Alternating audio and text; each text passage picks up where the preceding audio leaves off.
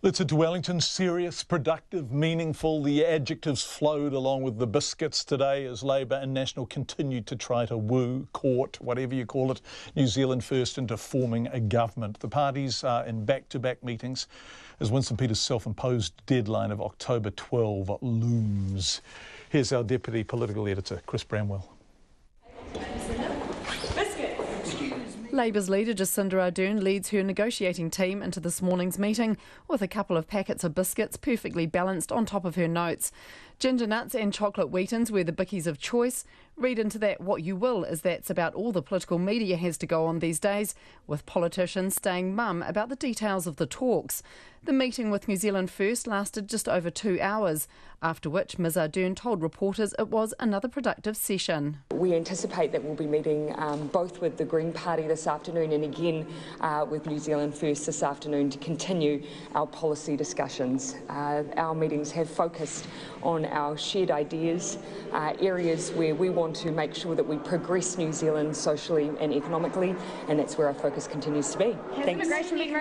Not long after that, Winston Peters told reporters in Bowen House that progress is being made and he's not looking at pushing out his decision deadline of Thursday. We're not talking about that. We're sticking with our talks now. They're going very well. They're very serious, very meaningful, and we'll get through the program. Mr Peters did, however, suggest exporters would be pleased with the outcome of the talks and referred to the sale of ANZ subsidiary UDC Finance to Chinese conglomerate HNA Group. The reason why the Overseas Investment Office doesn't know a recent deal done by the ANZ Bank, for the last 8 months.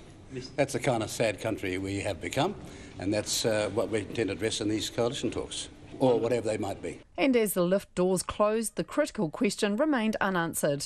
How are the biscuits? Because you're behaving like a bunch of clowns. How are the biscuits, Mr Peters? About half an hour later, Winston Peters reappeared and bustled off to meet with National's negotiating team. Not long after he disappeared down the corridor, the Greens leader James Shaw appeared ready for talks with Labour.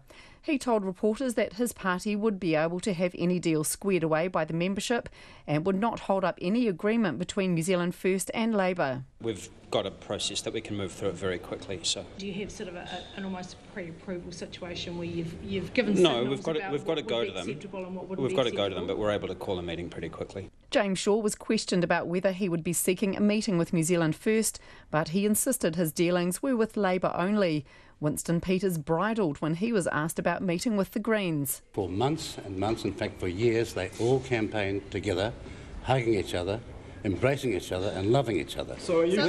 We didn't. I don't know why you asked me this question. After his afternoon meeting with National, Mr Peters was asked if he would be announcing his decision on Thursday. I didn't say that. I said, will we in a position to make a decision on Thursday? That's what I said from word go. So will you take it to your board on Thursday then? Look, can I handle the New Zealand First political side of it, and the board will handle their side of it? And we'll coordinate that together, and we'll let you know when it's relevant for you to know what the outcome is. Labour's second meeting with New Zealand First started at 4 o'clock this afternoon. National will also get a second go today, meeting with New Zealand First later this evening. Atu i te whare pāri mata mō te hōtaka o te ahi nei, ko Chris Bramwell ahau.